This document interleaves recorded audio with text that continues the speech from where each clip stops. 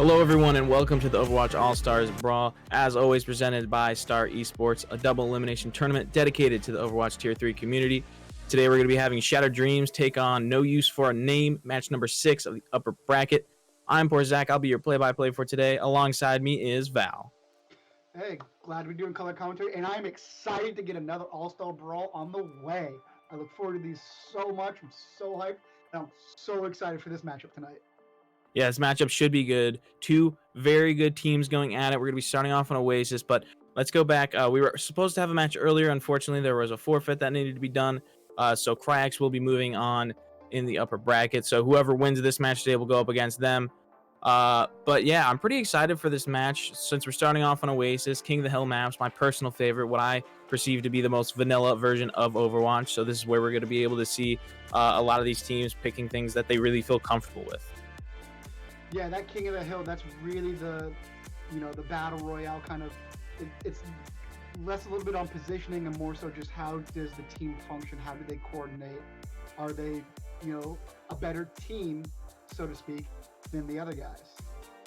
Yeah, and like I said, vanilla. So it's going to be interesting. What I love about the King of the Hill maps as well is they treat themselves to like 3 completely different maps. Oasis, you have University, which could be considered a lot more brawly. Maybe you don't run the far on that map. Meanwhile, if you head over to City Center with that jump pad, you can leave yourself to be more of a divey composition and go in like that, which we did see in an earlier match. I can't remember which one, but it worked out pretty well. And then, of course, if you head over to Gardens, you're going to be able to run that Fire Mercy pretty much all the time. Maybe you run a Hammond, considering there's that pillar right in the middle of the point. So basically, it's just a spin to win. Yeah, I'm with you. I love Oasis, all 3 maps in general, because like you said, it switches comps from map to map. It really is going to put pressure on the teams to play different compositions. You can't just run a single composition and steamroll over. You're going to have some verticality mixed in. You've got that jump pad you mentioned on City Center, and I'm really interested to see how the tank lines are going to interact with the supports for their teams, especially Q-Tip and Jinja against Raid and Jason on No Use for a Name. That's the main tank battle. I feel like whoever gets that set up is going to win that battle. But what do you think? What matchup are you looking forward to?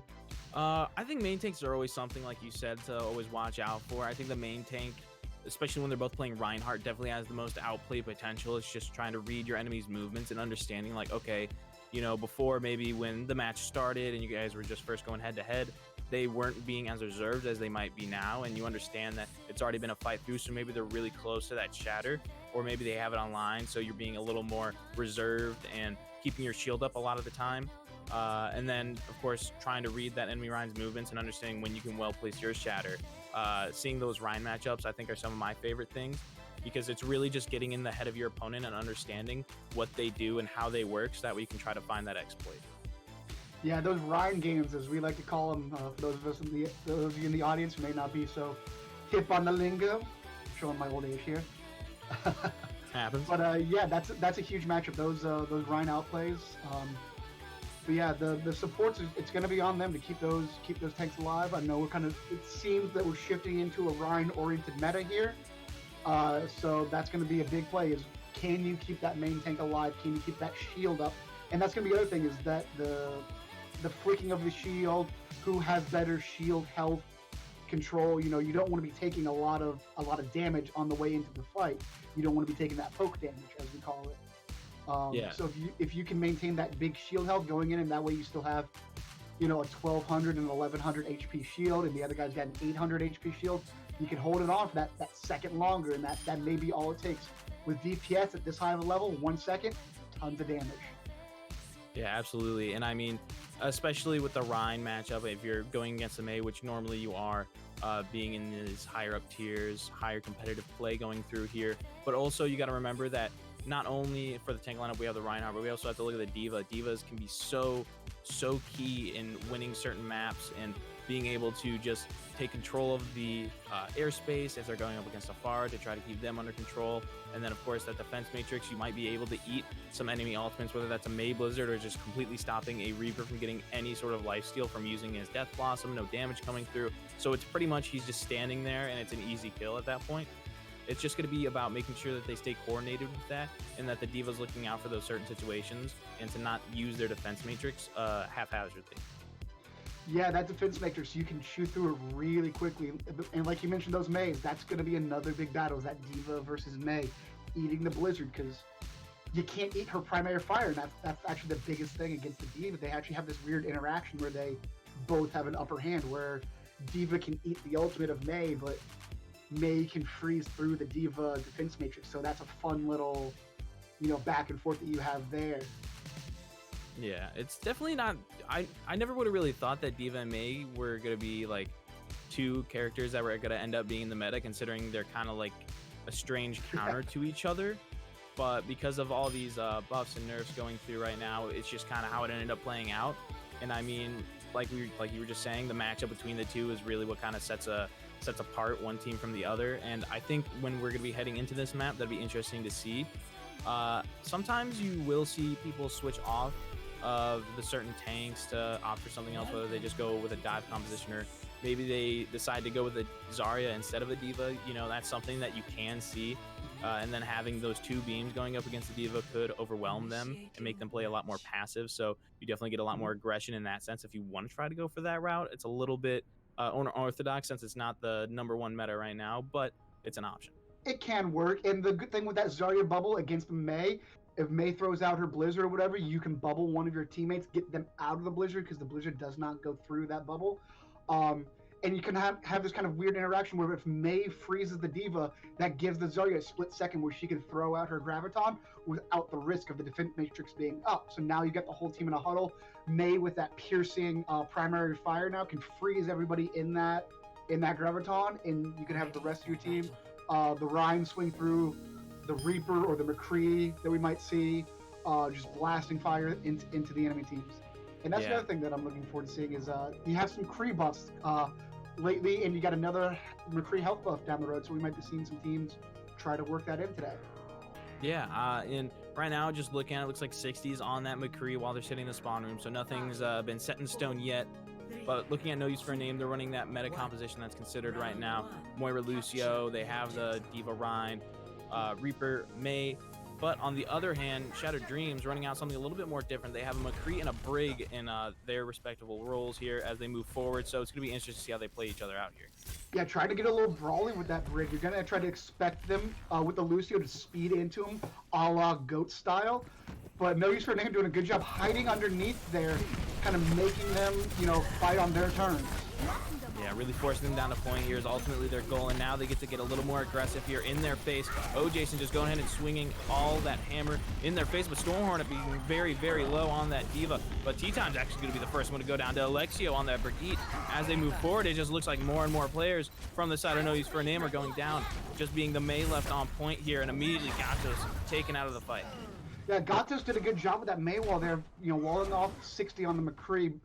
But Stormhornet went in to chase after him there and kind of got separated from the rest of the team and just got turned on all 6 people, focusing him, burned him down very, very quickly, and became a 6v5 at that point. Yeah, and looking into this next fight, I mean, ultimate-wise, Jason's really close on the Shatter. Other than that, though, no one's really about to have their ultimate up, so they're going to be able to swing in there and get a few more hits to potentially build that up. But right now, this Mei wall could make that just not possible to happen in this fight. They're going to have to back up, and now they're able to play a little more aggressive. Jason has that Shatter. He's looking for that opportunity. Ninja being down is perfect for them. They are able to get down the Mei here. Maka going down now. It should be the team fight win for them. This is Coalescence from Micro is doing a bit of damage, too. On the point, Vanguard just trying to take out their counterpart. Now that Storm is in the Baby Diva form, it doesn't look like they want to give it up just yet, though. Running many people into the point, and actually the bomb coming out, able to take out T-Time. So despite them being able to take a lot of that point and finally get the percentage ticking up, it looks like Shattered Dreams is about to come back in here after getting quite a few good picks. Yeah, the smart strategy, they gave up temporary control in order to reconvene, get everybody together, and come in as a single unit. And I really like seeing that in teams. They're not afraid to give up that temporary control. They're not afraid to give up a few points here and there, knowing that the greater game is down the road. Yeah, and they went underneath actually right there to go for that Reaper T-Time, but just running all the way to point now, so they both find themselves there. 60 using his high noon to try to get some value out of it. It's just going to be eaten right now. Actually, I believe the Blizzard was just eaten from Gato, so they're not going to have that up for this fight. They can continue on here. Micro now investing the Coalescence into this fight. The beat's been dropped on the side of Shattered Dreams, so able to keep themselves up, at least not the Reinhardts, it looks like here. As they move forward, it looks like No Use for a Name is about to take this fight over yet again here, but they should be able to keep it this time, unlike the repeats that happened last time. Now, one thing to not, you got to worry about now is the Diva buff, that booster change. I believe it's a 3-second cooldown now. She is all over the place now. That's with that defense matrix. It is in your face. It is in your face over there. It is all over the place. They may have shortened it down to 10 meters, but she can fly around like you would not believe. Yeah, and now if we take a look at these teams' ultimates, the ones with the more available ones right now are No Use for a Name. But of course, Shattered Dreams are about to have it. But speaking of Shattered Dreams, there go all of their Shattered Dreams right there as OJason hits a nasty one onto them with Tea Time, using that Death Blossom to take 3 players out of the fight. Simultaneous violence never did good for anybody, but apparently it was good for No Use for a Name here, as Tea Time with that die just wiped the floor with them. And that was the big difference, is having that extra ultimate behind them really helped seal that fight. Yeah, they were able to only use 2 in that fight, so now it should be a little more accessible for them to hold on to this point a little bit longer, but they got to be careful right now. They're about to lose OJason. He's getting stuck on the other side of the wall. The bomb's going through. The Blizzard's also been out, though. Nothing coming from that bomb, but this Blizzard looks like it's going to put a dent into the works here as they move forward. Ginja able to take out 2 now, but the bomb up in the air falling finds Micro, so they're not going to have pretty much any heals now on the side of No Use for a Name, looking to stall the point for as long as possible. They still have quite a bit percentage to build up here. It looks like they're going to lose this fight. Storm, though, trying to get on there and recontest as long as possible, but it looks like they might end up being stacked out. Oh, that's not good. But that's one of the interactions you're going to start seeing. You notice Storm Hornet threw in that Diva Bomb, and immediately Laka threw out the Blizzard because there's no mech now. She can't eat it. And that's something that you'll see them waiting for. As soon as that Diva Bomb goes out, you'll see some of these McCree ultimates or a May ultimate go out. Yeah, and right now, speaking of McCree ultimate going out, they lost out on raid. They go for the Shatter 60 using that McCree ultimate, able to find OJason up at 99% right now. Storm Hornet making their way back to the point on the Wrecking Ball, just trying to stall it out for as long as possible to wait for their team to get back, but it's only them on the point right now. The May, the Gatos, tries to make their way over there, but it doesn't look like it's going to be the case. Taking the first round, Shattered Dreams. Man, that was a blistering first map. 179, both sides giving and taking, and like you said during the pre-match, conversation, that Diva play from Vanguard really, I feel like, changed the flow of the match several times. Eating ultimates, putting pressure on, the opposing teams. It was a fantastic show. People who are interested in picking up Diva, maybe watch this guy. Yeah, and speaking of watching certain players, don't forget that we have an MVP poll that you can go down below and vote for. So whoever it is that you think has been putting in the most work, whoever thinks is the most valuable player today, we will have a post-match interview with them, whether it is win or lose. Whoever you guys pick will be coming on for that interview. So remember, your vote matters. Speaking of MVPs, we might have a most valuable primate here. Ginja on the monkey, or sorry, gorilla, technically, if you want to be technically correct. He's a scientist, actually. I was waiting for that. Yeah, he's but taking the window though. Not something you see very often. yeah, it's a good place to sit and then just wait for the dive to go in, but it looks like the dive's going to start off here. Everybody's a little bit scattered out on both these teams. The Far Mercy right now battle going on in the air is what I'm most interested in watching, and actually Vanguard's able to take out Gatos, but Storm able to take out Q-Tip might be a little bit more valuable considering the res now can't come through. The Far is going to be all alone, but Laka going down. It looks like Shattered Dreams might be able to continue on here. They got a few melee kills, and it looks like they're going to be able to take this point now. Yeah, this is I hate to say it, it's somewhat disorganized dive, but it seems to be working. It's kind of a brawly dive where they're taking these individual matchups and just saying that we're mechanically better than you, and then once they take out their opponents, moving on, making it 2v1s. Yeah, 60 coming back from spawn right now with that pulse bomb. Could be fun to see where that is used. Now the dive going in, No Use for a Name. Trying to pick somebody off here. Both the tanks going very low. Storm Hornet trying to get in the face of that opposing Far Mercy as they continue on here. Ginja, though, in the back line is able to take out Raid and Tea Time. Now it looks like OJason in the back trying to provide some of that peel to save the rest of his teammates. Isn't going to be able to do that. Storm Hornet, though, was able to get Q-Tip during that, and now as well get Laka out of the fight. So maybe this is more winnable than previously thought, but now with it just being OJason being very, very low and now getting taken out, Storm Hornet has to back off. Yeah, that is the odd thing about when you're playing dive on King of the Hill and you have control of point. You don't really have that standard front tank line like you do with like a Ryan Zarya or an Orisa Sigma, where it's okay. Here's where we are. Come meet us. We could be anywhere on the map, and we're about to dive on their back line. Come find us. It's something they're definitely gonna have to be worried about. But both these teams having a pretty good amount of ultimates at their disposal. So I'm imagining that the screens are about to get very colorful here in a second as they're flying up in the air, trying to control this. Right now, T-Time using that visor, trying to get anything out of it. Alexio being the first one picked off here, so that's pretty big. Also able to get locked. The reses come through. The Eat Stormhorn are able to stop that pulse bomb from getting through here, but it looks like they might be able to get the point. Still, the res comes through. Gatos is up, and now despite them being at a little over 80%, it looks like No Use for a Name is finally going to be able to take this point for themselves and start building up percentage. Yeah, Nano Visor, man, we're doing throwback ultimate combos here today. I'm loving it. We're seeing some good dive. We're seeing some Nano Visors. I'm loving No Use for a Name right now. They're making me feel all giddy. Yeah, a little bit of nostalgia hitting you right in the feels, it seems. All up in my feels. Yeah, but going into this next fight, I'm going to be curious to see how these Pharahs are like to use their ultimates, because they have to be worried so much about the enemy D.Va getting up in their face and either just eating all of it or using the splash damage to take themselves out. So that'd be very interesting to see how they're going to use it. I imagine maybe they try to go on a flank, or maybe we see them go full-on guns blazing in the air and just use it on the opposing Pharah Mercy. That'd be kind of fun to see. Yeah, sometimes, though, it's kind of that old Roadhog method where he who hooks first is lost. You typically don't want to be the first to ultimate, but Gatos getting the Ana. Finding a flank. Doing exactly what they should have done and gone in the back line on a little bit sneaky of a flank to try to single out somebody and guarantee a kill, but it looks like right now that may not have been enough, as more players from Shattered Dreams are still coming in here.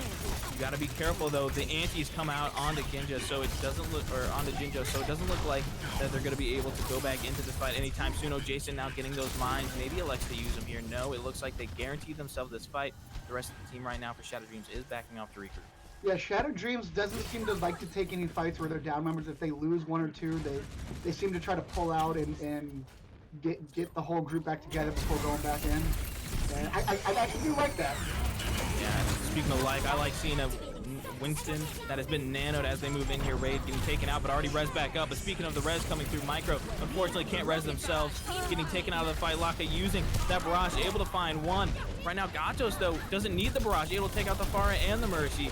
But Jinja looks like they're with that Primal Rage, channeling their inner anger and able to use that on the field right now as they move forward. It's just Jason on the point, very low in ante, so this point's about to flip here. They have very little time to get back. Yeah, Shattered Dreams using the Banana boost and just building up that Primal Rage, wrecking face all over. You love seeing that. It really separates No Use for a Name here, and we're going to have one final fight to see who takes this map. Yeah, and really no ultimates at anyone's disposal here. Stormhorn getting very close, though, so maybe we see the bomb come through from them. 60 being the first one taken out by T-Time, though. That's pretty big, immediately getting that head up in the fight as they can move forward here, but losing out on Raid is a little bit scary. They won't have that speed boost and have a little bit more of an engage, but the picks going back and forth right now. The bomb's been set over onto the point. Res is coming through from both sides, but no one gets on the point in time, so it's going to go over to Shattered Dreams. D.Va Bomb ended up on the high ground when she ejected and was off the point. Oh no. That's unfortunate to see there. Everyone just gets a little caught up in what the plans are and how they're going about it. Sometimes you forget, like, well, we have to have someone on the point, you know. It's a little bit scary at times. Right now, this play of the game was absolutely sick to see from this team, though. I mean, the Shatter paired with that Death Blossom was able to get, like, pretty much everybody. I think the D.Va just ended up going off the map to reset themselves, so they were able to get a pretty sick play of the game, but unfortunately weren't able to pick up this map here. So first map going over to Shattered Dreams, making it 1-0. Yeah, unfortunately, plays of the games don't win maps, regardless of what people will tell you in your solo ranked games. But yeah, that was a phenomenal match. Both maps very, very close. Could have gone either way. Would have loved to see a map 3 there, but sometimes it just doesn't happen. But man, we could be looking at a full slate of maps tonight, my friend. Yeah, it's definitely not out of the realm of possibility. So while we're waiting right now, No Use for a Name is going to be the one able to pick the map. They cannot pick a King of the Hill map because that is the map type we just played, so they're going to have to pick something else from the pool, and then Shattered Dreams will be the one deciding which side they want to go on, whether it be the defense or the offense. But before we forget, don't forget to follow here at Star Esports on Twitch. Go to our Twitter, YouTube, join the Discord. Make sure you just get yourself developed in all of this nice Star Esports entertainment that you can, you know? I mean, might as well. sorry to interrupt, but it looks like Shattered Dreams is going to ban out Gibraltar going forward, so we're not going to see that kind of long open map. Maybe that's tells something. Maybe they prefer a little brawly.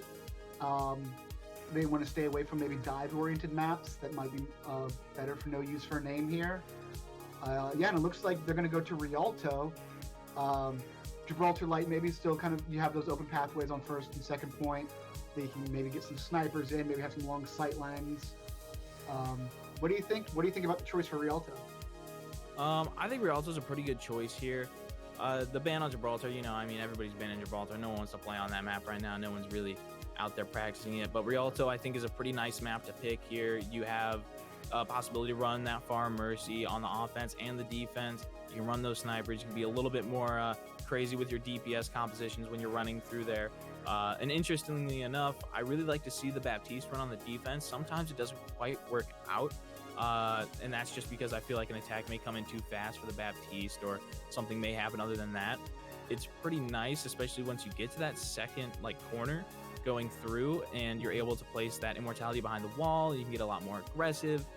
But like we've said before, the Moira still has that fade ability, so it can also just get her out of the fight completely. She just throws an orb, starts putting some healing down, and can get some massive numbers in there very, very quickly. Yeah, those healing numbers can jump up super fast for her, and it looks like Shattered Dreams taking the standard choice, wanting to play defense first. They want to see what distance and numbers they're up against. You really expect to see that. Not a lot of teams will pick offense first, but I am excited to see what they pick for defense here, because like you said, there are a few options here. You can do double sniper, or at least a single sniper. You can get a Widow or a Hanzo in there. You might see the occasional Junkrat. More than likely, you'll see a Lucio going for boops on the waterfronts, and maybe even the occasional Orisa to try to get some halts over the water.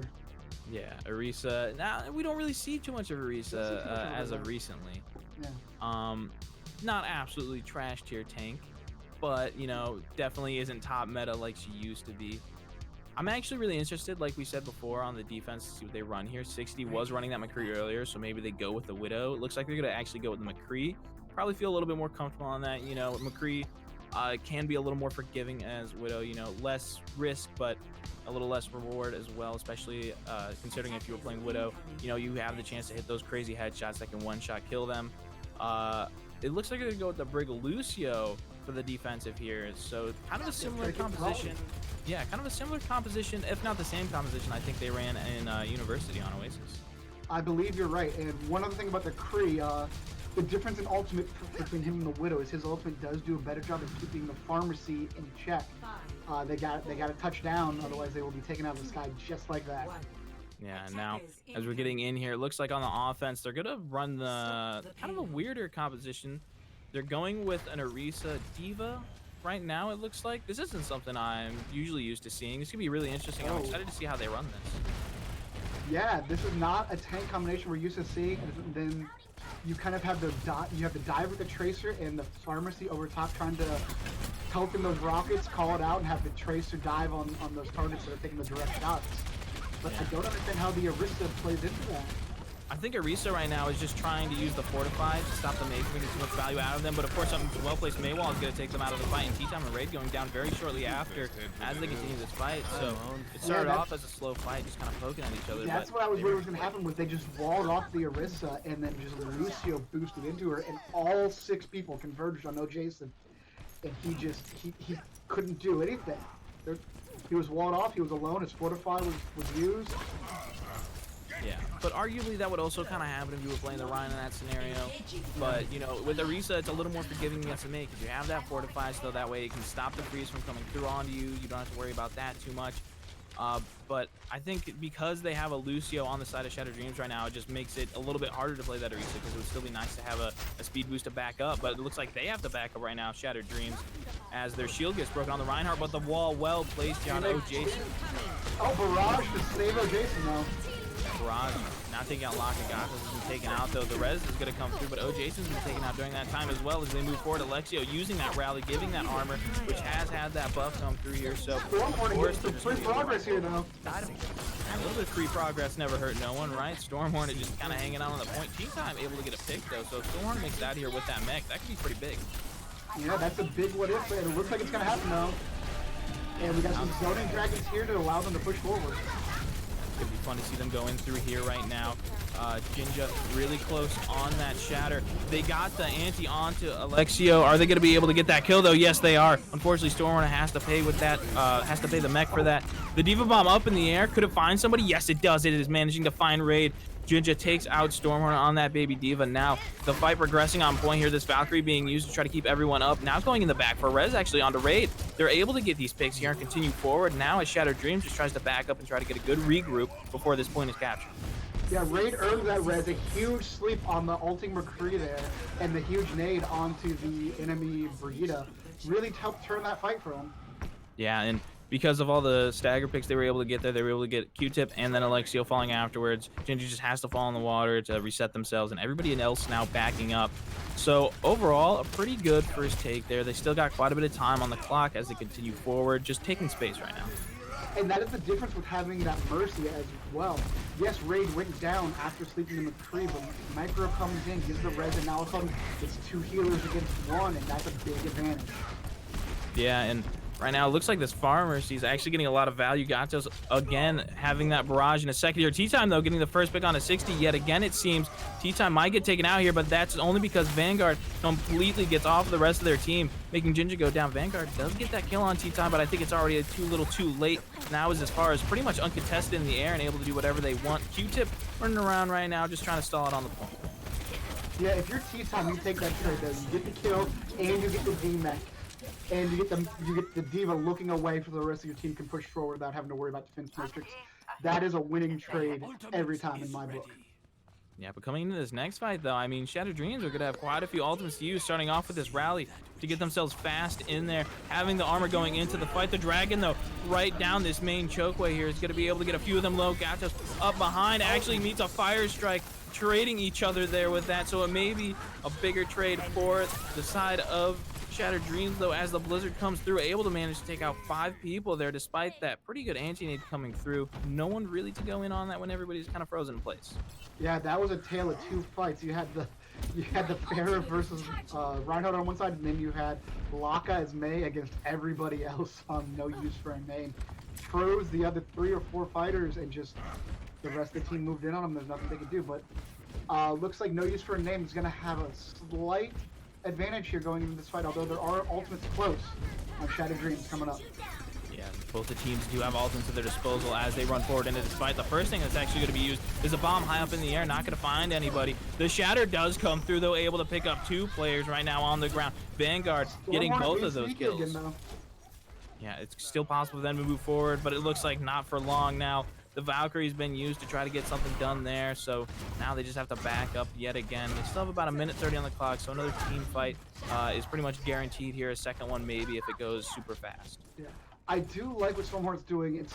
He's not trying to get a C9 for those of you who are trying to do sneak. It's Diva. He's not stealthing behind anybody. They can see him, they can hear him. But what he's doing is he's making sure the cart's not rolling back and that it's going back through chokes and forcing them to push through chokes a second time once they get through. So it's a very good way of keeping the cart kind of at, a standstill, so to speak. Yeah, now the Bongo's turning us off in the fight here, so that's going to be a lot of damage able to come through. But the bomb going in the back, the shield's already been placed. Does it find a pick? It doesn't. Actually, T-Time climbs up a wall to find themselves some safety. 60 using that ultimate is immediately headshot by T-Time. The picks coming through right now. It's a 4v5. Oh, Jason's down there, losing on that main tank, but a good place. Dragon, T-Time, able to get multiple kills during this fight. Doing an amazing job right now as they move forward. They're going to be able to cap this point with 30 seconds in their pocket to add some once they do. Yeah, Shattered Dreams forced to fight on the cart, otherwise give it a point. T-Time knew that, let the Dragons loose, and they raged on the enemy team. Yeah, and they're being super aggressive right now. Guys, just putting in so much damage. I was afraid that Alexio was going to go down there for a second, but they're able to regroup. They're with Q-Tip yet again. The rally comes through, and now they start off this next fight. Jinja just running in as fast as they can, swinging that hammer. Nowhere close really to that ultimate right now, but a really good eat allows Gatos to get taken down right now. Despite them using their ultimate, no damage is actually able to get through, and they're able to walk forward without any hesitation. That was an old school GOATS engagement right there. The rally engage with the Lucio speed boost. Nothing No Use for a Name could do. They just had 6 people in their face before they knew what was going on. You know, Gatos tried to keep him at bay, but couldn't do it, man. Right now, I'm looking at this. Both these DPS are up on the bridge here. Laka just trying to get a quick freeze and then get out of there. They have that blizzard, so maybe they were trying to look to get a little bit of a cheeky blizzard going through there without getting eaten. But going into this fight, they do have that blizzard at their disposal. It could be big, but the bomb coming through right now doesn't look like it'll pick anyone up. Actually, it does. Alexio got picked off on that bomb somehow. I'm not quite sure what happened there, but they get to move forward. This blizzard did go down, though, so it looks like they're going to be able to get a few picks on the side of Shattered Dreams. Now, the shatter comes through. It actually does manage to hit both the players, despite the wall going up in just not the right time for them. On the ground now, Laka sleeping, but able to have that coming through. 60 using their high noon to no avail as the D.Va just simply eats it. And now they're able to move forward as it's only the D.Va and the Lucio on cart.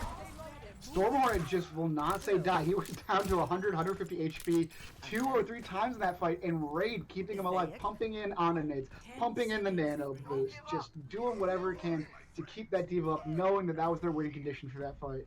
Yeah, and Q-Tip has that Lucio ultimate, that barrier. So when Gatos throws out their blizzard, they might be able to use that to their advantage. They already used it before the blizzard, so they do have some of that health still in their pocket, but everybody's pushing the cart right now, so they have to be careful. The bomb came through, not able to pick anybody up. Gatos able to find a kill. Jinja also, but it looks like they had to get off the cart for too long.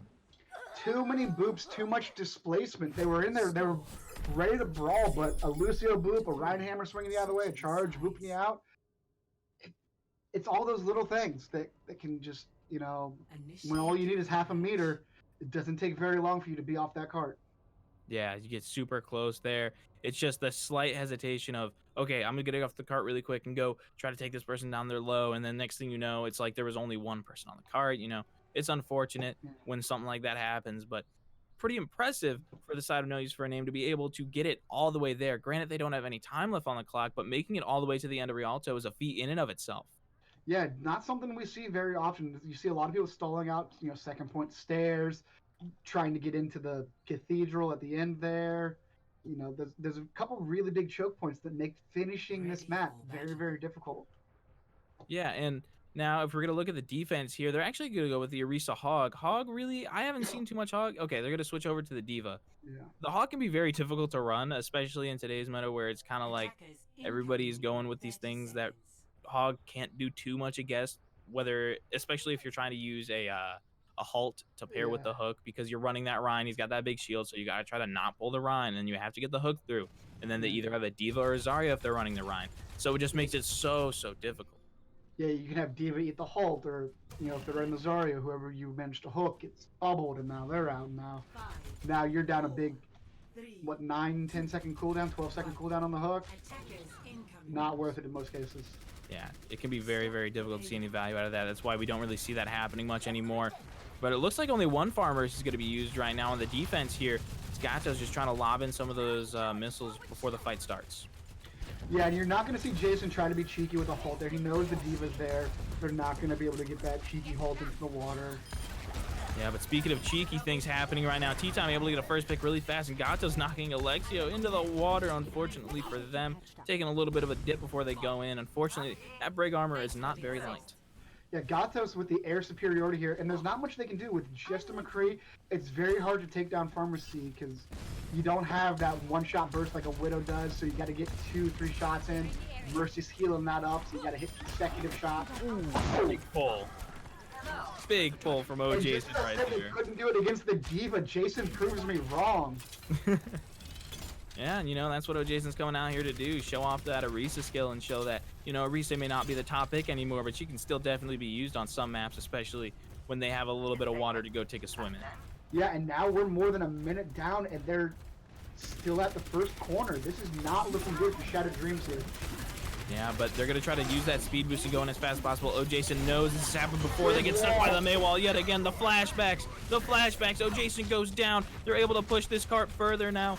missing out on that main take could be big for them if they're not able to get another pick soon here. Now losing out on Storm Hornet's mech, it looks like they finally get to start making their way forward here. Needs to get out or die on the cart.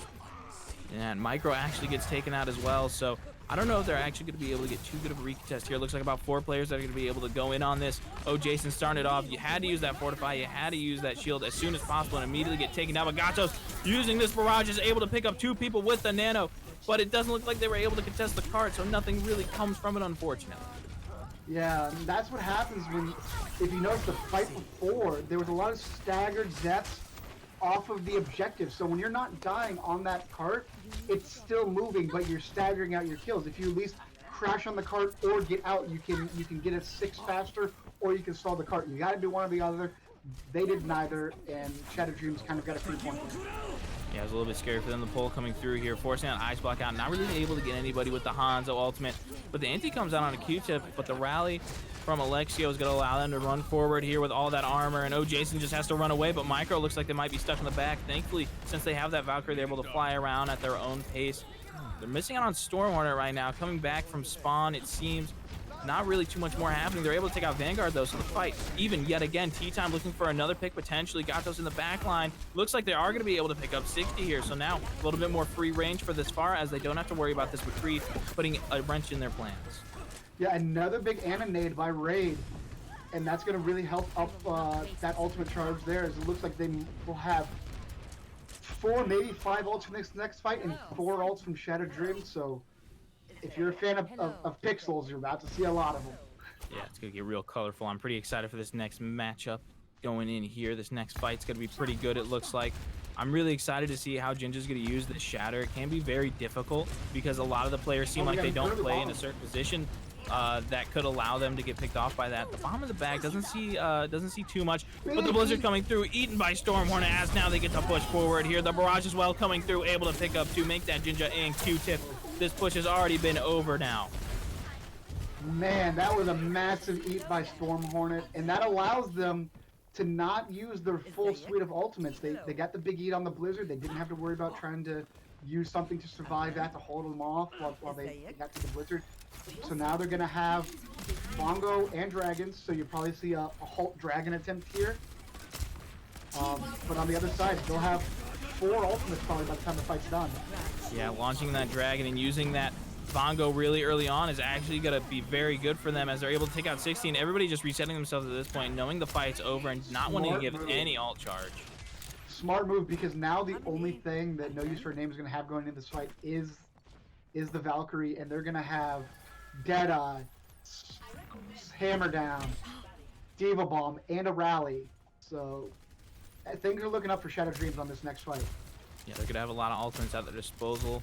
So it'll be interesting to see how they use them, though, because it's going to be really hard to get any value out of this Shadow, considering so many players are playing on the high ground or flying in the sky. And the anti-nade on Jinja right now is actually going to be able to manage to take him out, not getting any heals. The High Noon comes through and is able to pick off that Far Mercy, though, so the fight even yet again now with the advantage going in the side of Shattered Dreams, as they now get to move forward here. Vanguard getting demech, though, but that doesn't matter as long as they're able to get Jason out of the fight. So now they're missing that main tank. Jinja's made their way back. They're going to be able to push this cart and get some more progress on it. Yeah, Gatos was taking a very, very deep flank. He was pretty much at their spawn coming out with them. It was effective early on, but 60 hit that Q button, took them both out of the sky. And then the rest of them just push forward. Starting off with this bomb, though, does it find anything? No, it doesn't. Kind of tossed in the air. I think more just to try to give the rest of the team more space to go through here. The Shatter does manage to come through. Raid stuck on the ground, and the Diva Bomb able to pick off 2. Raid and Gatos. Now Micro, if they have the res, they have to keep the heals on Jason, though. They're just being targeted too much. They go for the res, and Jason ends up going down because of it. Raid back in the fight, though, so now that you have those 2 supports, it should make it a little bit easier. This Nano being up on Storm Hornet, they're going to be able to put through a lot more damage, but now they've lost out on Micro and Raid. They're not going to have the heals, but the barrage comes through. It's able to pick up 2, both of the supports. Now it is just Storm Hornet left on the point with the opposing team's 2 tanks, Jinja and Vanguard, just trying to make as much happen as possible, stalling out for as long as they can. Jason now on the point, but the Blizzard coming through. This should bring an end to this fight as Micro's taken out. Now Jason. Man, they forced them to use that Blizzard in order to take the point, and that could have been huge going forward. That's a great way to clear them off, securing the final point. Although I guess they will still have 4 ultimates going forward. They'll have Bomb, beat Shatter and Deadeye. So, I mean, they're not too depleted. So Yeah, and then that's something you like to have in your back pocket. yeah, and then on the defense, they're still going to have a few ultimates that they're going to be ready to use here. Starting off with that Hanzo Dragon, we've seen it be very useful before, and does actually get that pick off. Vanguard getting very low, and actually Alexio has to run back into that T-time with a 4K right now. Vanguard jumping off, not wanting to give them the 5K. A little bit rude, champ. Come on. T-Time going for back-to-back plays of the game, that looks like, making a case for himself for MVP tonight. Yeah, definitely don't forget to vote down below. Remember, your vote matters. They come in for that post-match interview. And it looks like right now, though, with how many ultimates they have at their disposal on the offense, really only missing out on that Blizzard, they might be able to take this next team fight win. But if the stagger comes out, they have to be careful of it. Starting off with the Bongo now on the defense. The bomb's coming in at kind of a weird angle. It's not able to pick anybody up. The beats come through. The Shatter is down. It's only able to get 2 players, it looks like, though. But that's all they need as the High Noon comes through, able to pick off 3. Both of the supports. This is going to make it so difficult for the defense to hold on any longer, and that they won't be able to, as now it's just T-Time and Storm Hornet on the point. Make that not on the point anymore, as now they get to move forward. They have the support. They have 2 tanks. They have a DPS. They have pretty much the essentials that they need to continue this point. They have damage. They have tankiness. Now just running on this point, Micro trying to get something done. The Shatter, or Here comes the bomb. Pile Drive. That's what it's called. Pile Drive comes through the bomb in the back line. Oh, Jason immediately taken down. 60, able to still put in damage here with the May. The May's made their way back. Alexio going down. Could be pretty big, though. The Coalescence coming through. Not only doing that damage, but the heals as well as they get to run forward here. The Shatter comes through. It looks like it's able to get 2 on the ground, but Ginger going down super fast. The Blizzard from the offense, though. This could be for them, but T-Time in the backline able to pick up both of the DPS. Now, maybe, just maybe, this defense has found their footing, and now they stop it from going through anymore. Just left on the point is the defense. Gonna be it. Raid, oh my goodness, I don't know if we were able to capture that, but Raid kept 3 people alive with this Coalescence and helped take down the enemy Reinhardt. That was insane, absolutely nutty. But T-Time gets another play of the game. Yeah, T-Time just showing up again. This Hanzo Dragon did a pretty good job starting off with a kill on the 60, and then I think what might have happened is they were like, okay, maybe we do need to go down. So they ran right back into the Dragon, and then T-Time, of course, was able to get 2 more picks there. So very good by them. Now it's tied up 1-1, so we definitely do have a game here, and I'm excited to see it go forward. But now Shattered Dreams is going to be the one picking the map. So let's see if they can take this in their favor. Yeah, I would like to see them pick something a little more contained, a little smaller, shall we say, to help that brawl style that they seem to like with the Brig and the May and the Lucio speeding into them. When you're giving T-Time sightlines on that Hanzo, man, he showed why that's a poor decision. I know it was their map pick, but man, he definitely let them know what's up and that they will probably be staying away from similar type maps moving forward. Yeah, it felt like T-Time was really doing a good job on that Hanzo, hitting consistent headshots, especially onto 60, who a couple of the team fights was the first one immediately taken out by that snipe. So that allowed for Gatos, when they were playing that far, to be a little bit more aggressive, knowing that they didn't have to worry about them too much. And right now looks like Star Esports, no use for a name, is going to ban out Kings Row first here. So that's not something we usually see, a ban on Kings Row. No, I thought everybody loved Kings Row. What's going on? No use for a name here. We're gonna have a little chat with your manager or your coach or somebody. You're taking Scrims Row away from us. Yeah. What's going on? The audacity. The pure audacity of these individuals. Yeah, but I mean, said it happens. Now when Shadow Dream is going to be picking the next map, they won't be able to pick a payload map. Of course, I don't think they would be able to anyways, since they banned Gibraltar and we just played Rialto, so that's all the payload maps. I would like a that are in the pool. 2CP. I'd like to see a 2CP. Maybe a 2CP. Shattered Dreams, I mean, if they're gonna play that brawly sort of composition, I'm not sure what they're gonna want to end up going with here. There's Temple, Volskaya, Hanamura. I mean, there's a few options. There's definitely a few options to use. I personally kind of like seeing the teams run on Temple. Yeah, I think Temple would be their best bet. They can go left. They can force it into that close range fight over on the Mega by the bridge. And then second point, no matter what map it is, second point on 2CP is almost always a brawl. But it looks like they're going to take it to Busan. Mecha base can be brawling. That's all I'm going to say. Definitely. I mean, Busan, like we said before, King of the Hill maps, vanilla, some of my favorite. We get to see real diversity come out from the teams as they get to move forward. So it'll be interesting to see here. I assume we're going to see the Pharah run again, possibly from Gatos, because I feel like they did a really good job before on the Pharah. So if they're able to play that on, I believe it's downtown where that train is, I think then we're probably going to be able to see the most value get out of that. But you have to be careful of snipers on that map as well. Definitely, that is a good Widow map taken on top of one of the skyscrapers or whatever building. You know, they're big buildings, Yeah, right? It's a the skyscraper. big buildings. Yeah. You can definitely see that. You can also see Pharah on Sanctuary a little bit. Not as common, but still usable. I think it is a lower ceiling on that map, though, for some weird reason. I'm not sure. But it looks like we're gonna have downtown to start it off. So let's see if we see that Pharah action. And I think we'll see I think we'll probably see Pharah Hanzo out of No Use for a Name. It worked well on Rialto as we saw, and you can definitely run that here. Yeah, I'd really like to see 60 on like a Widowmaker. I understand they're playing McCree and playing McCree on Rialto as well, so maybe Widow isn't something they're super comfortable with. Now's not really the time to experiment, of course, since we're an attorney. So maybe we just see him go the Widow to start off to see maybe if they're feeling the Widow today. I'd really like to see that go through. You know, that one-shot potential can be super big, but you also have to be scared because what if they end up running a dive and you just get absolutely rolled over and there's nothing a Widow can really do against that dive? It's just that grapple, just trying to get them to run away. And right now, as we look at the teams, that might be the case. Yeah, we saw it on Gardens on Oasis, and maybe that's what they were thinking. Maybe they're like, hey, they've run ball Diva before. Now it looks like we might be getting a ball Winston. But, you know, it's something that could happen. Looks like we are seeing some late swaps to some Widows, though. 60 possibly knowing that, hey, Gatos ran that Pharah. Might be seen again, but no, he's going to last second swap to the McCree, and they're going to come out on that standard comp that they've been running.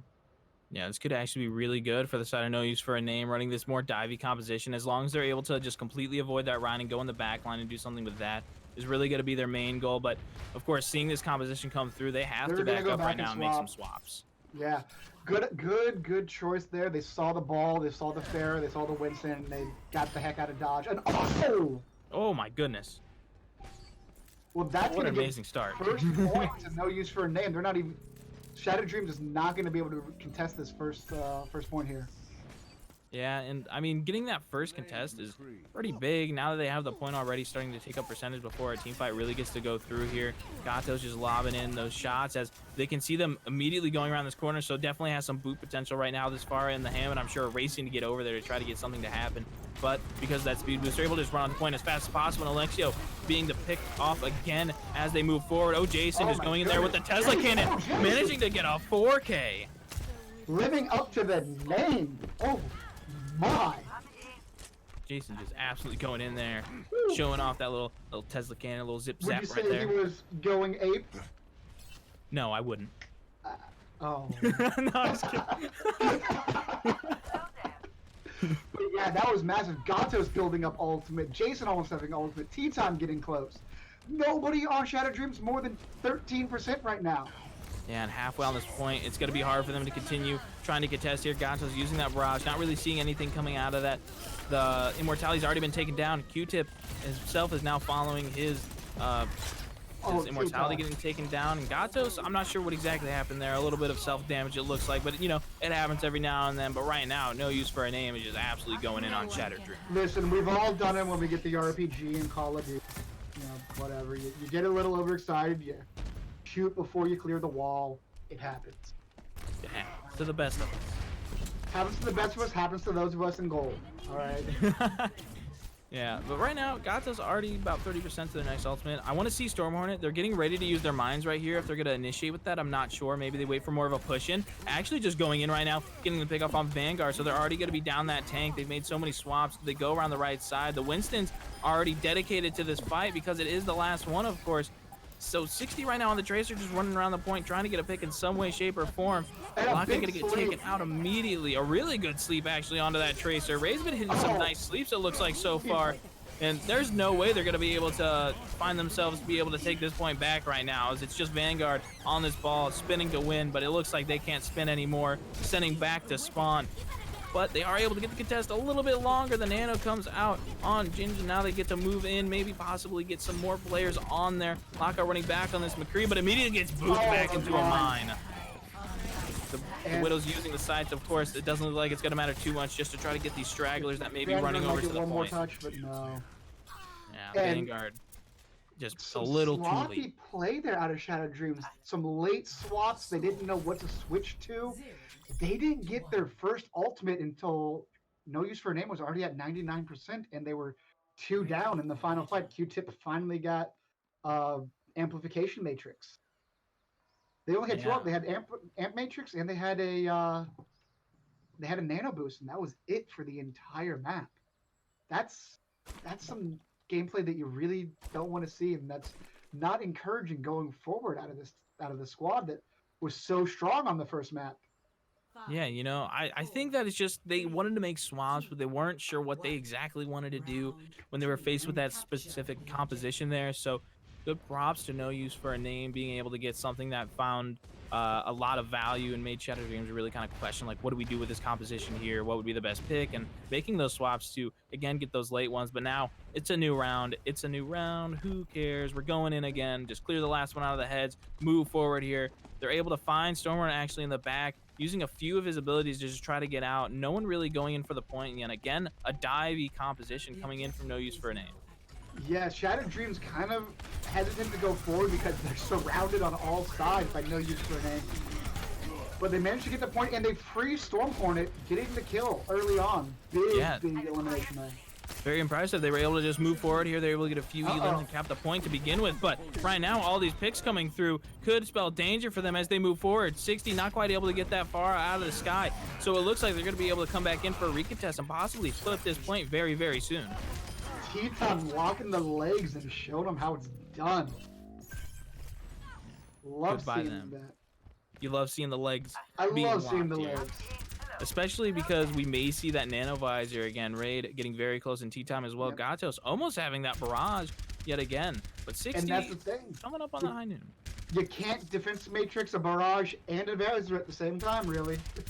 Yeah, it's pretty difficult, and of course, most of the time, you're probably going to want to try to get that barrage, which has more of the damage potential, but with that Nano, it can definitely be more devastating. And that's the thing, Nano can go on either one now. You can Nano the Winston, Nano Visor. They're starting off with a barrage. Oh, Jason's gotten taken down, and Gatos as well. The picks right now, even in terms of numbers, but are they going to be able to do anything with it? Stormhornet has to back off. They were taking a lot of damage, got very low there. Still able to contest the point a little bit longer. Tea time stays up. The Nano's been put onto Stormhornet to try to stay up there.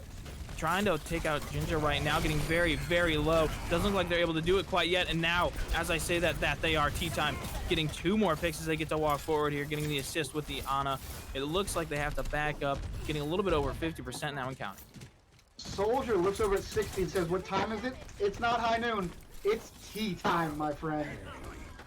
Tea time, just going ahead, taking all those pop shots, doing a pretty good job. No, man, you know, I was creative, all right? It's all about testing the waters and trying new things, you know? I we never try apologize to anybody who was listening to that. No, it's fine. Come on, man. They're going in here with the rally. The high noon's been popped. Trying to get some value out of that. Trying to target what looked like to be that Hammond for a second there. The Fire Mercy had to kind of back up out of the sky for a little bit. But this Visor actually coming in from the backline. Vanguard going immediately in on tea time and taking them out very, very fast. Now Micro using this Valkyrie as they get to continue forward here. Stormhornet going very low though, so that may not be it. And now the Shatter coming through, not able to pick anybody up, and actually Ginger going down. Oh, Jason in the back right now, going full primal on them, able to take out Alexio as they move forward here. The Death Blossom coming through though from Laka could be what seals them this point here. Not actually finding too much value though. The Nano comes through onto O Jason, and now they're just going to be able to run through here, losing out on Q-Tip and Laka. It's going to be difficult for them. They can't stop Stormhornet. He is spinning to win, and he is getting so much effectiveness out of that Hammond. Able to control point, you know, booping him off point while he's spinning. Jason able to get that cleave damage on everybody, going through defense matrix, going through shields. This is a very, very strong composition that I'm liking. It's not your typical meta comp, but it's very effective for how they're using it. Yeah, and right now, being at almost 99%, this barrage could be very big for them. And a really good sleep, actually. That barrage is going to go right on top to secure the kill, but Gatos gets taken out due to their own barrage still. They're able to find the picks, though. Laka and Jinja both down, so they don't have to worry about that Reinhardt coming in. The high noon comes through, but immediately taken down right now. It looks like they're going to be able to take this round And now take the next map here on Busan. It's just Vanguard and that Baby Diva trying to make anything happen. This overtime wave looks like it's about to make it to the end, and that it does. Now, No Use for a Name, able to pick up the second map. And they're on match point. But can we get some love for Raid in the audience, please? He hit some huge sleep darts on that map, and he was so effective controlling who was going where. It was phenomenal. I absolutely enjoyed watching that. Absolute joy to see all those sleep darts come through onto everybody. Right now, we get to see Gatos getting the play of the game. Oh, Jason, maybe a little bit salty about that one, considering they got 4 of those kills. I mean, you know, it happens. It's a team effort, and that's what you love seeing. Yeah. You see Fair hit these rockets, getting them down low, the cleave coming in from Jace, and, you know, finishing them off. And that's how that composition works. Fair hits a direct, calls out, hey, I hit McCree. He's half now, you know, whatever. The ball, the monkey immediately converged on it. A lot of damage in a quick amount of time. Mercy can't deal through it. Now they're up to 6v5. They move on to the next target. Yeah, definitely makes it difficult for them. So now, Shattered Dreams, despite picking the map last time, now gets to pick it again. But that is, of course, going to be after No Use for a Name is going to ban a map. So I don't know. What do you think they go with here? They can't go to another King of the Hill. I wouldn't imagine they'd exactly want to. But yeah. What are you kind of thinking here? I still like Temple of Anubis. I want them to go somewhere. I think when they picked this on, they were planning on going to Mecca, where they guarantee to have a brawl. You can't really run fair over there. I guess you can, but you don't really see it. And they just kind of lost the RNG battle. Never got to Mecha Base and just didn't get around to it. So I would like to see them, like I said, keep it in a small contained map. Try to do something that forces that brawl. Yeah, so it'll be interesting to see as we get to wait here. So while we're waiting, don't forget down below you can vote for the MVP. Whoever you think's really popping off, whether it be on No Use for a Name, Shattered Dreams, whoever takes the win here today, whoever you vote for the MVP will come on after the match for an interview. And all around, it should be a good time like it always is. Also, don't forget to follow Star Esports here on Twitch. Follow us on Twitter, subscribe on YouTube, and join us in the Discord to make sure you don't miss out on any of these Star Esports content. Please support your local T3 team or your T3 stream. This is something we do out of the love of our heart. We love putting these on, but we can't do it without your support. It doesn't have to be monetary. I'm not asking for anybody. Obviously we love subscriptions. They love donations, stuff like that. But yeah. Every follow, every like, every retweet, getting those numbers up. Yeah, it's just something as simple as that. Absolutely, and it shows your love, and it's something that we all appreciate. Yeah, appreciated, very appreciated. It's from the heart. It's from the heart. We love it, and we love our audience. We love you guys. We love interacting with you guys. We love talking with you in the Discord. So please come join our Discord if you want to ask any of the casters a question about a match. If you want to, talk to some players that are in there. There's sections for that. There's sections for if you want to be a caster. If you're watching this, man, I can cast better than that scrub ball. He's terrible. His puns are awful. Please come into the Discord. We can always use more casters. We love having new people. We just got a bunch of new blood in, so please hit that like, hit that follow, and vote for your MVP. Yeah, should be all around a good time. But don't forget, we still have this match going on right now. No Use for a Name. It's 2-1. Shattered Dreams. This could be the end of their run if No Use for a Name is able to take this next map. They're still trying to decide what they want to go here. They are going to end up going with Temple of Anubis. We talked about it earlier. Like you said, you want something with a little bit more close quarters, something that you can really go out brawling with. And I think because of that choice, they should be able to pick up this map here, unless No Use for a Name is going to be able to surprise them. Because what we kind of saw earlier was Shattered Dreams kind of doing a little bit better when it came to more of that brawl in your face sort of style. But No Use for a Name did really show off. They had a really good dive. Gatos on that Pharah, really, really good raid, able to hit those sleeps. So it still could be very, very scary for them. And right now, actually, we're having a little bit of this color switch just that way. You're a little bit ahead. No Use for a Name is now going to be in blue. Shattered Dreams is going to be in red. Of course, it'll show that on your screens, but I'm saying that for myself so that way I remember because I always forget. But should be good. Yeah. But yeah, right now, Raid looking like a Raid boss with these sleeps and nanos and nades that are just coming out left and right. Perfectly timed, changing fights, And that's the big thing that you look for on your supports. You're not as flashy. You don't always get the love, but a properly timed, nade that purples the enemy, gives you a couple extra HP, can really change your fight here. I'm excited to see the defense though. We might be able to get a defensive Pharah. Yeah, maybe we see the defensive Pharah. I'm not 100% on it. I think maybe if we do see something crazy on the defense here, I wouldn't be surprised if they run the dive. But, excuse me. But the offense should be able to switch very quickly in case they do feel like they can make those swaps and arguably have a better chance at going in there. Defense, you're really kind of going all in on a composition, so you don't usually want to kind of stray off too far unless they felt very practiced in it. They were showing off that they did really good before, but because that offense has that closer spawn, maybe we do see them go for a little bit of switches here and there to try to level out the playing field for them. But right now, able to look at these defensive comps. This is what I was hoping for, and Tea Time did not disappoint. We've got a Junkrat coming out. Jay Silly showing up. Yeah, I love watching Junkrat. I think Junkrat's so much fun to watch. I mean, you're able to put down these Junkrat traps, so maybe if that brawl does start coming through here, you just have it placed around like the smallest corner and they don't notice it. You can almost guarantee yourself a kill if paired with a mine there. It can be a little tilting at times too. Don't get me wrong.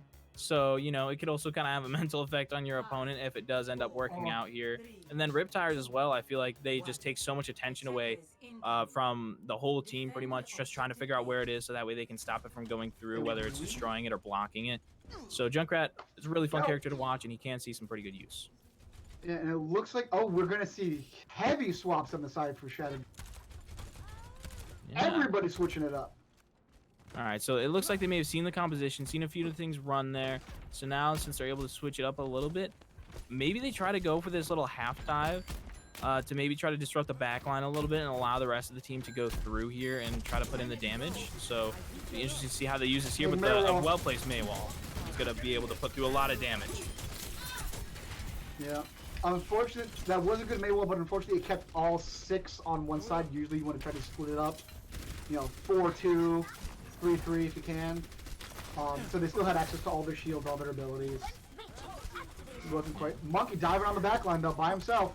Yeah, Jinja just going in there trying to take a little bit of the attention away from the rest of the team. Now they're able to get through that smaller little choke. Maybe try to push their way over onto the bridge, but Alexio getting taken out early. That's a lot of heals right now that they're going to be missing out on. That anti-native potential as well. So it could be a little bit scary for them. Jinja actually themselves having to back off. Vanguard going low, and Laka as well getting taken out of the fight by Gatos. Moving in on this Mei right now. The Immortality's down. Gatos giving themselves a 3K. Very nicely done. And that was a well executed kind of diversion of attention there by No Use for a Name. They knew Jinja, yeah, the Winston can be annoying, but they know that the damage, it takes a lot of time for him to actually kill somebody solo. So they diverted most of the attention to everybody coming out of that choke. Let the Mei deal with Jinja, and then just everybody else is focusing everybody out of the Mega Room. Yeah, and a really good anti-nade actually following that Winston in, was able to get onto OJace, and the Riptire coming through. Could be big. It is getting shot by Yana though, and actually shot by the BAP as well, so they're able to keep it up there. Now getting that taken out of the fight. Maybe they can move forward now. Trying to look for a really good nade. The Blizzard coming in though could be very, very huge. Looks like they're going to be able to take out the Baptiste possibly here, but Jason and Laka getting a little bit of trade on each other. So now, as they move forward, a really good pulse bomb placed onto Raid. Looks like they should be able to push through here, but as I say that, the defense going to be able to pick up a few more kills in their favor. But ultimately, this offense having such a closer spawn, being able to get more men on the point a lot faster. Will they be able to hold it? I'm not quite sure. The Diva runs their way in there, just going for a little bit of a stall, but maybe they decide to back up. Yeah, I don't know. They got 3-4 people here now. They can't get a recontest, and here comes the bongo. They're going to try to recontest it. They're investing the bongo. They have that immortality out. They're able to get Q-tip. That's a pretty big pick.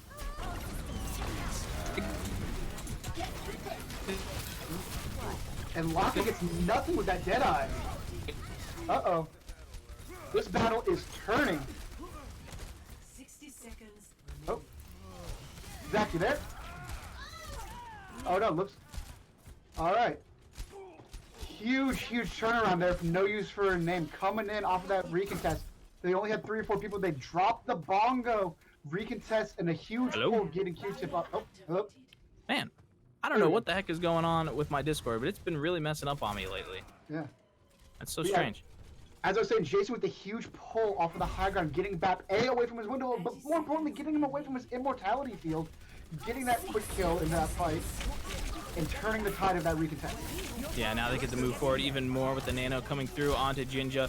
Of course, that amplification is being used. The nano on Gatos over in the back line trying to take out the Baptiste. He's just being focused down way too hard. Oh. So many people are just able to put in so much damage onto him. So now it looks like they're going to be able to make some more progress. Jinja just going absolutely primal right now, able to pick up 2 kills, looking for more, make that 3 as they continue on to this point here. The Orisa getting taken out. And with no time left on the clock, it looks like they're finally going to be able to cap this point. Ginger going absolutely bananas here. Yeah. I agree. Yeah, there we go.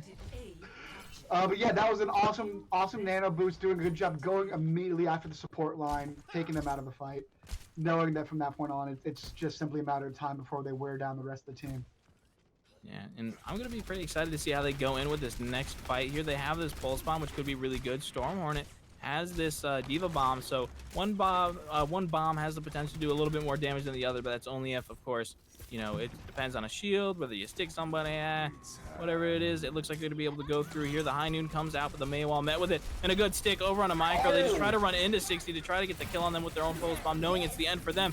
Moving forward now, though, the bomb actually hits up top on the high ground, able to take out the immortality, that being used to keep themselves up for a little bit longer. With the picks right now coming in for the side of the offense, so now it looks like Shattered Dreams is going to be able to possibly try to get a tick taken on this point, but more of the defense just making their way back.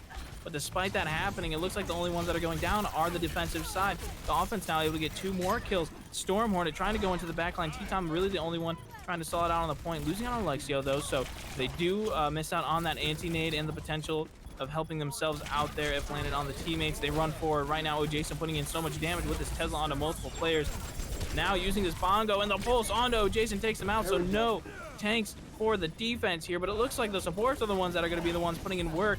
T-Time now meeting up with them to try to do some more damage. It looks like the offense was able to get a tick, but that's all they're going to take.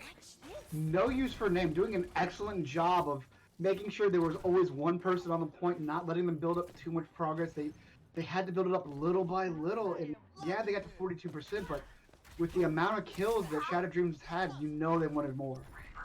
Yeah, and I mean, we're probably only going to have ourselves one really good, clean team fight going into this, so one more for them. They're not going to have any ultimates. All the switches has been made here. Gatos, though, is going to be the one to have a Blizzard come up during this fight, so it's going to be up to Vanguard. Keep your eyes on them, looking to try to get the eat. Yeah, and look for the baits. You're gonna see a lot of baits on that. You'd like to see either a freeze and then a quick blizzard, you know, use that primary fire. Yeah, but as oh these man, teams this it's a mind game going they're on. really going in here right now. I mean, no one's really getting picked yet. Just getting in each other's faces, trying to eat as much as possible. No one going down yet. This Blizzard, though, makes it through. The Blizzard, like we were talking about, is the biggest thing possible, but only one player on the point is going to be on the offense here. Meanwhile, everyone else is just going down right now. OJ's and the Stormhorn getting those kills.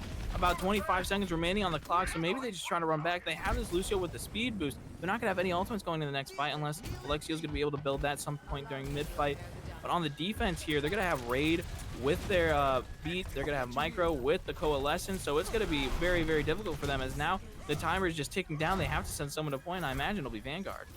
And Stormhornet with that, you know, point clearing bomb, that's always effective. You know, putting a big nuke right in the middle of point. And right now, looking at it, Alexio missing out. The Shatter comes through, able to get a few players, but that beat's already been down. The bomb's up in the air, gets stopped. It looks like he's going to be able to get killed. Yes, on Alaka. Now they're going to be down out of the fight. The defense looks like they're finally going to be able to take this, make sure that the hole is still kept here. Vanguard really the only one left on point, staying up for a measurably long amount of time as a baby diva. But finally, it's over. They were able to cap the first point and get about a little over 50% on the second. Yeah, a strong push onto the first point there at the very end, but when you've only got 3 minutes on that second point, you've got maybe 3.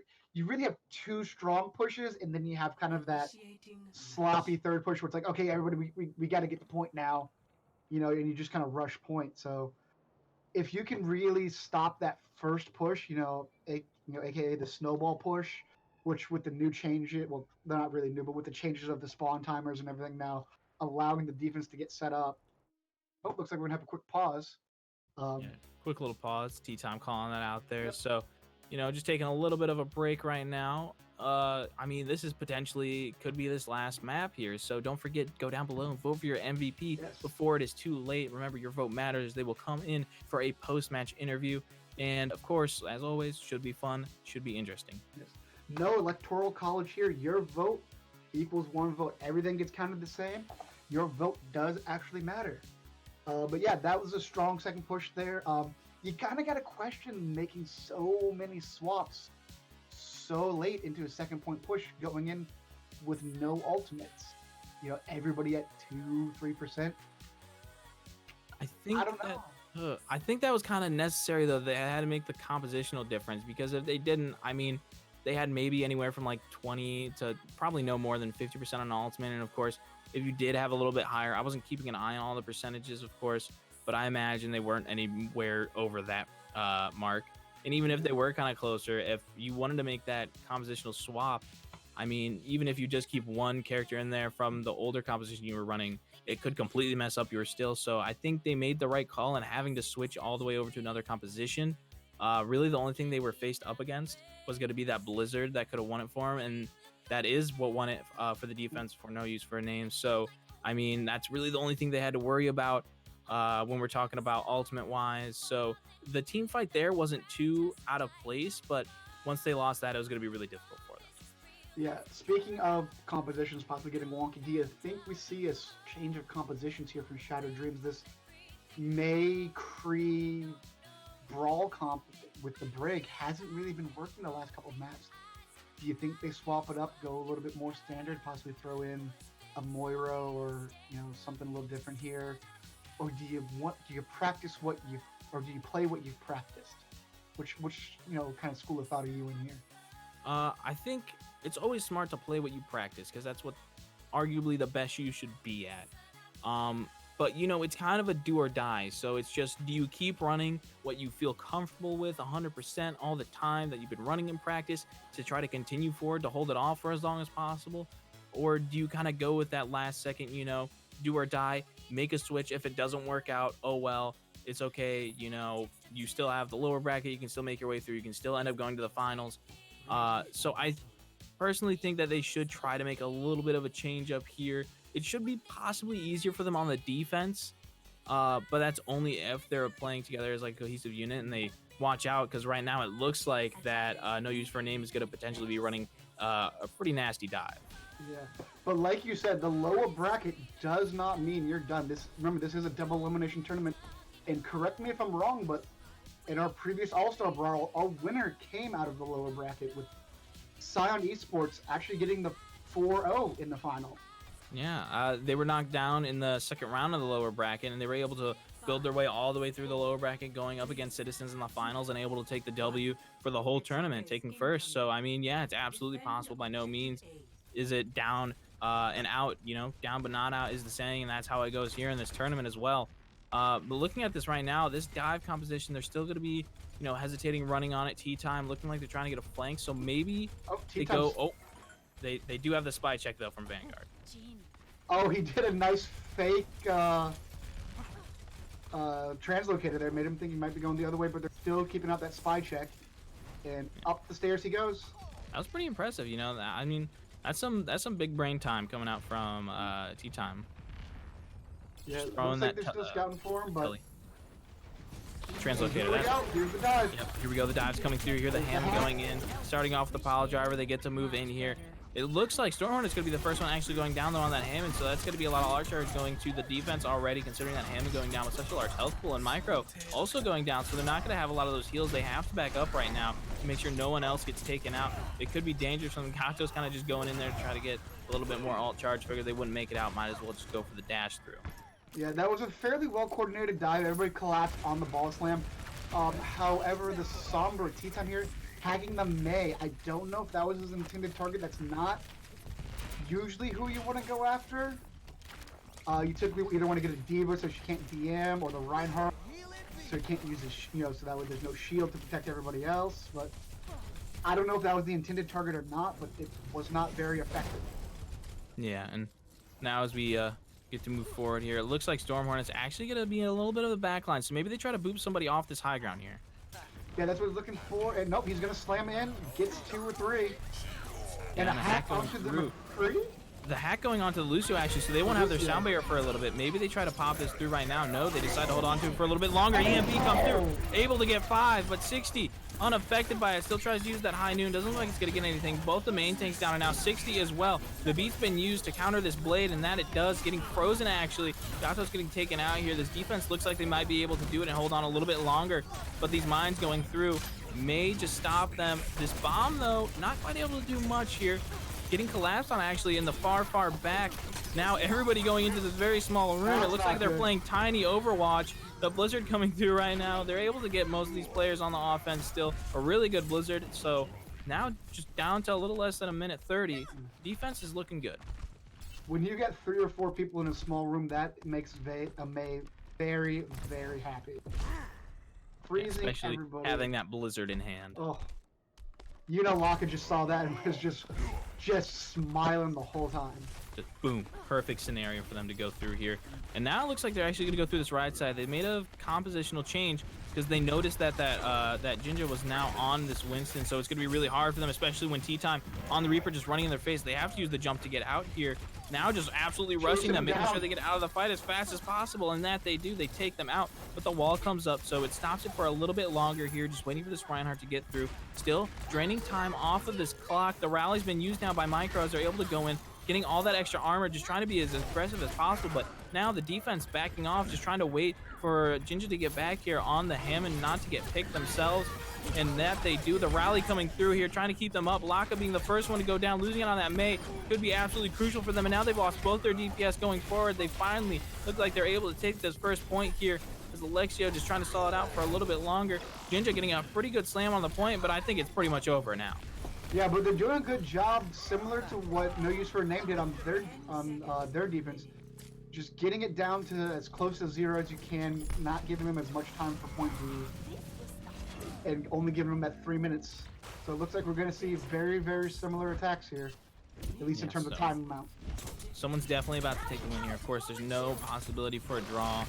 Now that they get to go in here, looking at ultimates, actually just pinning straight in. The Blizzard's out on the point. The Shatter 2, they have to go through the Blizzard, but no one should be able to get through this Blizzard except Q-Tip, running along the walls, just absolutely dodging it. The pins come out from both sides. The bomb comes in, able to take out Raid, absolutely massive. This defense looks like it's going to be able to hold down on this first push. And they didn't even give a tick up, so that's very, very impressive. That is the important part. Very, very close, but not getting that first tick, not getting that, that checkpoint on the progress there means they're back where they started. And that was one of their best chances. That snowball, they came in very aggressive. 2 opening kills. You thought that was going to be game. Man, what a comeback. Yeah, and I'm excited to see how T-Time uses his Death Blossom here. They're going to try to probably go onto a flank on an off angle if they don't decide to move the team. It looks like they are going to try to move as one cohesive unit for the time being as they go in. They have to be careful though right now because Alexio has that rally. Micro though is getting very close to theirs as well, so maybe they try to pop it at the same time. The high noon coming through looks like it's not going to be able to take anybody out of the fight. The rally being used a little bit later by Micro, so their team's going to have the advantage when it comes to that. The bomb coming through, the Shatter actually stopped right now. It looks like possibly by Micro on that Brigitte. The Death Blossom trying to do some damage. They were stunned out of it though. 60 looking to get more and more kills as they move forward here. Laka as well finding themselves a little bit of the action, but 60 with the 3K as they move forward. So again, another fight going to the defense without a tick being taken by the offensive. Yeah, very nicely done, kind of layering both ults and abilities on the defense there, making sure all of the ultimates used by No Use for a Name were as ineffective as they possibly could have been. You had freezes, you had stuns, you had shatters coming in. It was very nice to watch. Yeah, it's very dangerous for the defense as well, especially going through there. But now on this next one, I mean, they're going to have the high noon and the bomb, but that's really going to be it. Meanwhile, on the offense here, they're going to have the Blizzard, arguably one of the biggest ultimates right now. So keeping our eyes on Vanguard to see if they're going to be able to use that here. The wall right in the face of the McCree, but another wall to try to boost them up was, unfortunately, all those bullets not really going to see much value. The Blizzard comes through, not eaten. The bomb does come out though, so possibly getting a little bit of contest there, but it looks like they're just going to be able to start running through here. 3 kills, of course, coming through. T-Time, Gato's getting all those kills. Now only 1 left on the point, just running their heart's content. Q-Tip doing as much as they can and staying alive for arguably way longer than they should have. In fact, able to make it out alive as well. And now it looks like the rest of the defense is going to start making their way back here. Gingy going down really fast, though. We're seeing Jason. They have that shatter, and the shatter is huge. It's able to get 2. Now just going for the pin. But, of course, Alexio gets to stay up because Q-Tip was able to use that beat just in time there. The offense trying to do as much as they can. The Death Blossom coming through with that rally, able to take out Q-Tip, so they don't have that kind of stall going through right now. Losing out on 16 Laka, despite that Blizzard coming in, though. Right now, it just looks like it's OJ's and Frozen, and now it looks like finally this offense might be able to take it, but no, as I say that, they make it back with the tanks, despite Vanguard getting very low and now taken out. It's going to be Jinja on the point, trying to stall it out for as long as possible. They have to stay on here with how close they are to this next tick, but so many players going down right now for the defense. Are they going to be able to do it? I'm not sure. They're just trying as hard as they can, but so many picks are coming through from the offensive. Defense needs to start getting some picks, and it doesn't look like they are. Now it's just Q-Tip left on the point again. Can they stall it out any longer? No, it doesn't look like they can. And finally, No Use for a Name is going to be able to take this map and now take the entirety match in its entirety. Ooh, man, take a deep breath. That was a very, very drawn out final fight. I just couldn't get that one kill, and that's all you really need on the defense. If you can get that one kill, your spawns are so much closer that you can eventually get the numbers to change over, but my goodness. Yeah, it was getting very, very close there. A lot of good, but a good job there on the side of No Use for a Name, having these ultimates properly, you know, holding them for the right moments, not just, I got my ultimate, I gotta use it to the end of the match. No, they did a good job of, okay, I got my ultimate, let's use it at the appropriate time, let's layer these, let's, you know, I gotta get at least 2 to 3 people out of this, or hey, this is an ultimate I can get one guy with, and it doesn't really matter. Smart job of knowing how to finish off that map, and that's something that a lot of teams have trouble with. They'll get those opening 2 kills, like we saw on an earlier push. They'll get excited and they'll kind of just scatter, going for their own individual kills, and the enemy team can kind of snowball it back. Yeah, and I mean, now hurry up and vote for that MVP if you haven't done that just yet. We will be coming in with a post-match interview with them.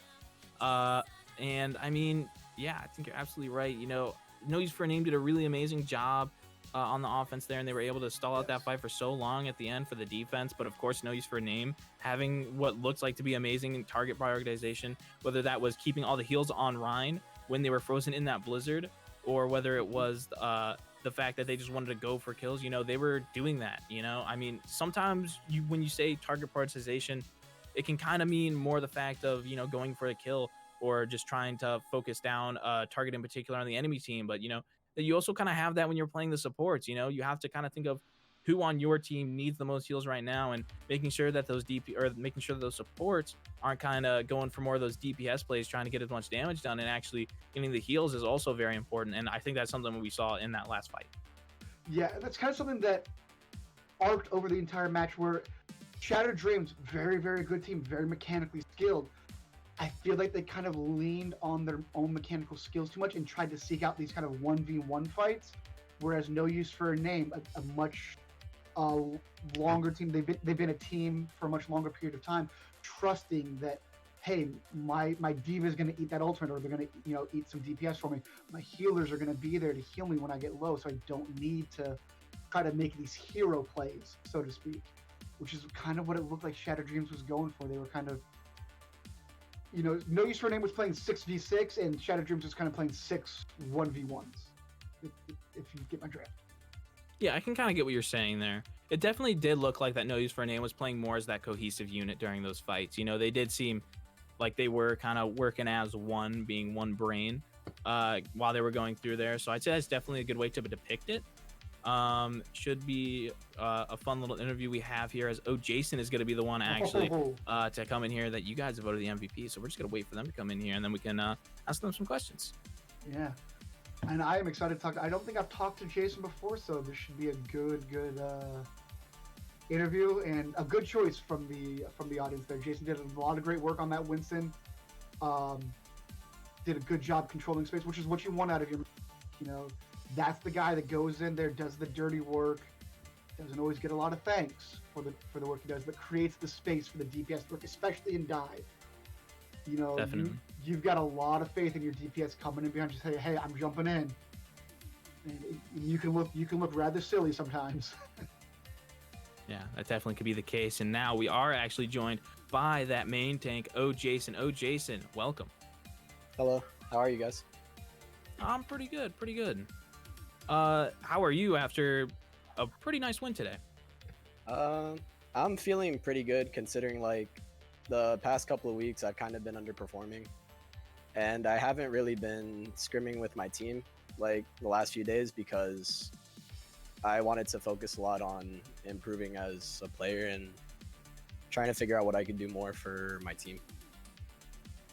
Yeah, that's a good thing to do. Is just kind of take a little step back and try to really not only just kind of work with the team and improve the team, but also make sure that you improve yourself. So that's honestly a really good thing to do that I think a lot of players sometimes forget about. Yeah.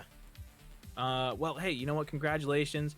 We saw a lot of Winston play today. Is that something that you were expecting to do, I imagine? Or is it just kind of like the cards were dealt and whatever you had in your hand, you went with?